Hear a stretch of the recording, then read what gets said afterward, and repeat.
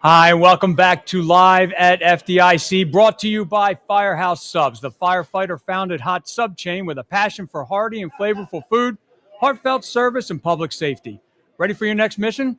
Firehouse Subs is offering firefighters the opportunity to continue serving after service now as restaurant owners. Learn more at www.firehousesubsfranchising.com. Well, welcome back to Live at FDIC. My name is Chris McClune. I'll be your host for this segment. And with me is Larry Daniels. He is the VP of Sales for the REV Fire Group. So, Larry, welcome. We're going to talk about fire trucks today and what actually is probably on a lot of people's minds as they walk the floor. And for those who couldn't be here with us this week, they're probably asking the same question. So, Larry, we're not talking about anything that isn't known. Lead times have increased in recent years. Prices have increased over those recent years. And so what do you feel are the drivers behind the longer lead times and the increased prices that we're all facing right now? Well, first of all, thank you for having me. It's a pleasure to be here. I always enjoy time to catch up with you and always enjoy being here at FDIC. It's a great event. We were thinking back this morning, I think this is my 30th year. So it's just hard to believe it's been that long. But, we're very proud of what we do. We've got an excellent display here. And, we're a little bit removed from COVID. Everybody talked about COVID. We all know what the issues were in 2020 and even into 2021 and lingering in a little bit to 2022. But, we were faced with a lot of issues then that we still are faced with today. We still have supply chain issues. Although they're greatly diminished. We don't have nearly as many supply chain issues as we did. And I think we have a little bit better handle on how we're doing that now. And we get a little bit more notice on that. The other thing that we face, frankly, is a bit of a labor issue. A lot of people exited the workforce during COVID, and shortly thereafter, some just chose not to retire. Some of our brands are now over 50 years old. We're celebrating the 50th anniversary of Spartan Fire Chassis at this show and this year. And so we're seeing a lot of those people that have worked in our businesses for the last 25, 30, 35, even 40 plus years that are now exiting the workforce. So what we are missing is that tribal knowledge and that skilled craftsmanship labor. The men and women that have built fire trucks for that long. So we have to pivot our business a little bit to be able to react to that. And it's a younger generation workforce. It's perhaps in some areas not as skilled as they used to be, and certainly not fire truck oriented. So we're trying to change our production models a little bit to kind of accommodate that and be able to increase throughput and get trucks out faster. With those increased lead times and the cost factors, what is it fire departments can do to manage to really? It's almost like managing risk on the fire ground to manage the costs and the lead times. What can they do? Yeah, I think a lot of it right is be patient, right?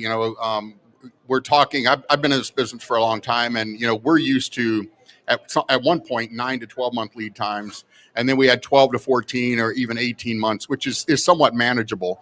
But when you're waiting 3 years, 4 years to get a fire truck, which most of the manufacturers right now are in the same boat with that type of lead time, when you're waiting that long to get a fire truck, patience is certainly a key, right?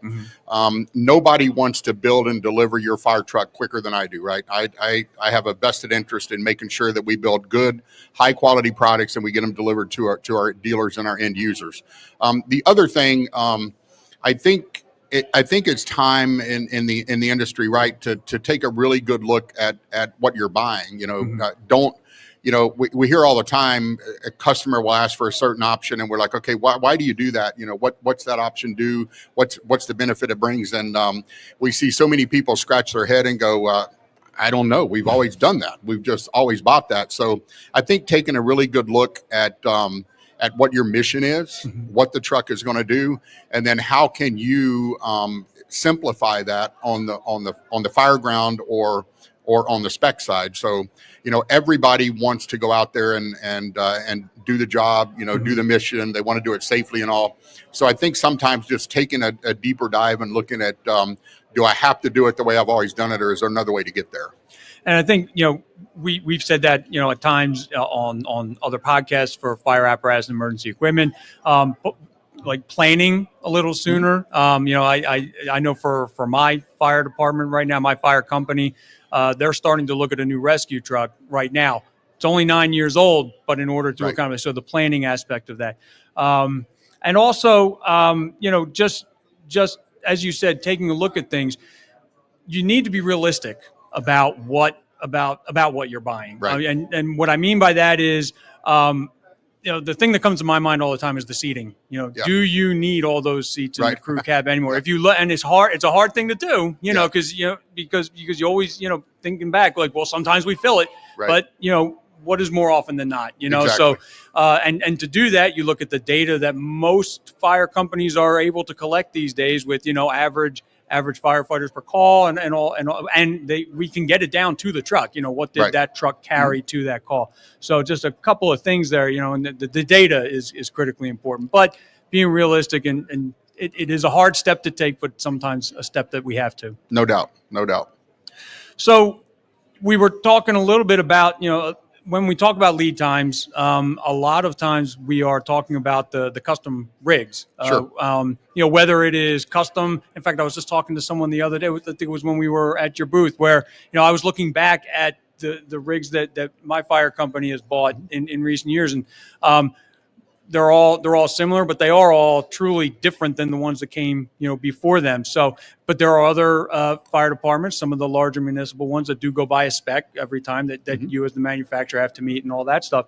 But there are other ways you can go. But before we talk about any of that, what do you think is the future for those fully custom rigs? So, we have 7 iconic brands in the fire service represented in our booth and represented at REV Fire Group. And each one of those brands have made their mark on the fire service by building custom trucks. And we certainly don't want to get away from that business. There is a lot of departments out there that, absolutely want what they want, and they want that for a reason, and it does the job they need to do. So, the misconception out there, I think, when you talk about complexity reduction and modular design and all that sort of stuff, which we're certainly going to talk about, the misconception out there is that manufacturers don't want to build custom trucks anymore.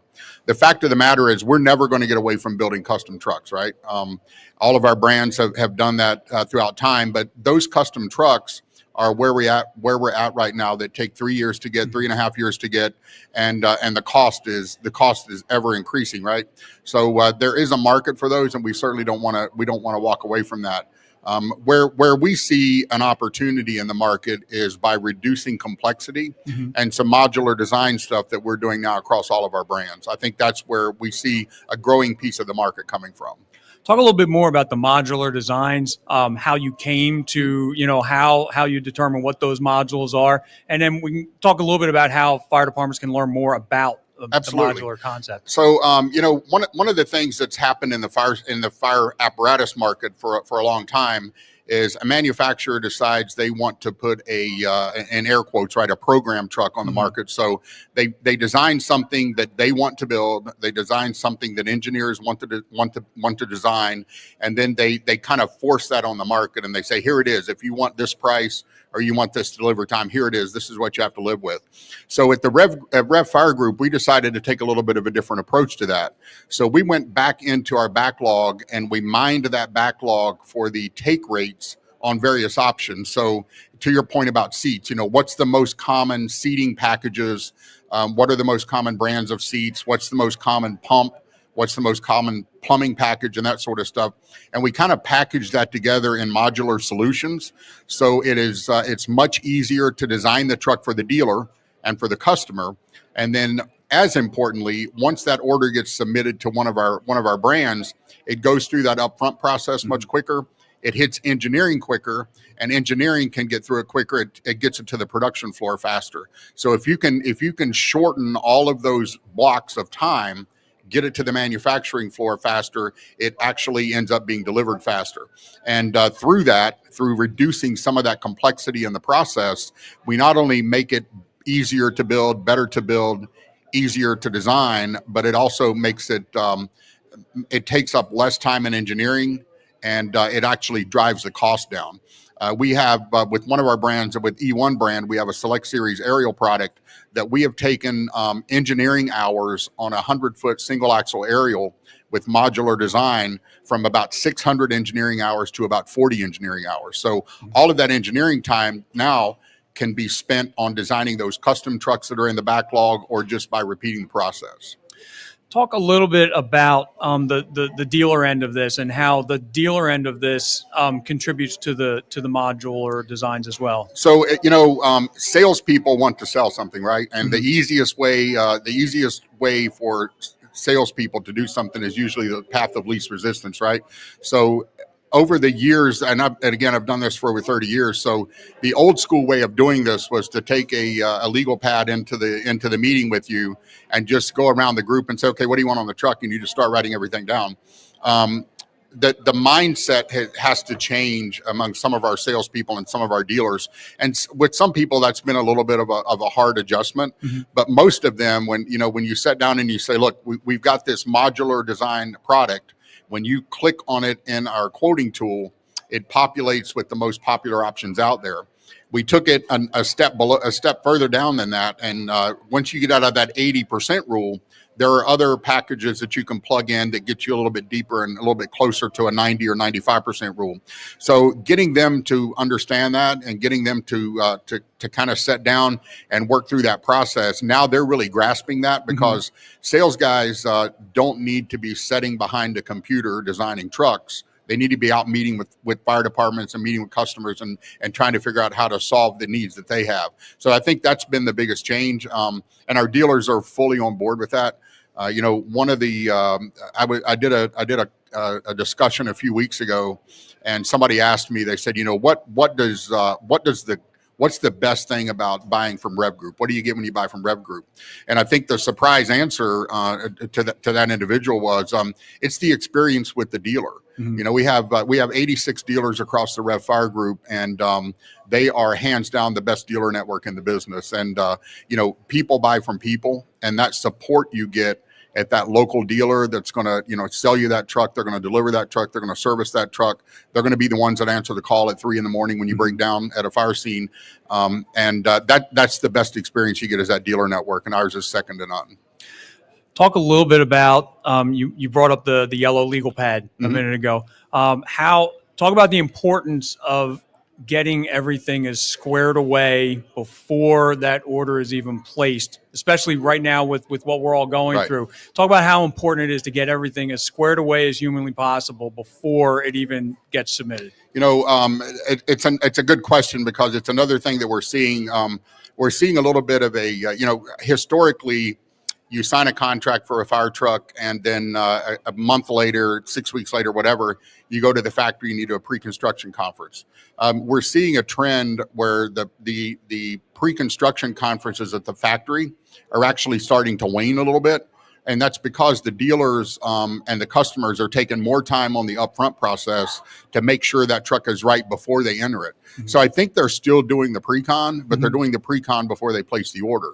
Because anytime you make changes after you place the order, anytime you make changes after that, it's additional time in engineering, and it's additional cost typically. So with trying to control those things, I think we're seeing more people do pre-con up front. I have always said, the pre-con, in my opinion, the pre-con is the most important meeting that you do, right? Because if you get it right in the pre-con, it's going to be right in engineering, it's going to be right on the shop floor, and it's going to be right in the delivery center when you inspect the truck. Oh, great. Well, before I let you go, can you talk just a little bit about what people here are going to see at the booth when they walk in? You can't miss it. Absolutely, yeah, you can't miss it. We've got a huge presence there in the exhibit hall. We invite everybody to come by and see that. We have 14 trucks on the show floor. Just to highlight a couple of those, we have the Vector, all-electric fire truck for Charlotte, North Carolina. It's the only truly fully electric North American-style fire truck. We're celebrating our 50th anniversary with Spartan Fire Chassis this year. We have a chassis there. It's the first industry truck with SteerTech front axle with Easy Track all-wheel drive. Last year, we hinted at having a new product here this year. So if you make it by the booth, you'll see the Jersey City all-aluminum E1 tiller, tractor-drawn aerial, 110-foot ladder. Beautiful product. We built that out of our Center of Excellence in Ephrata, Pennsylvania, where all of our tiller product comes from.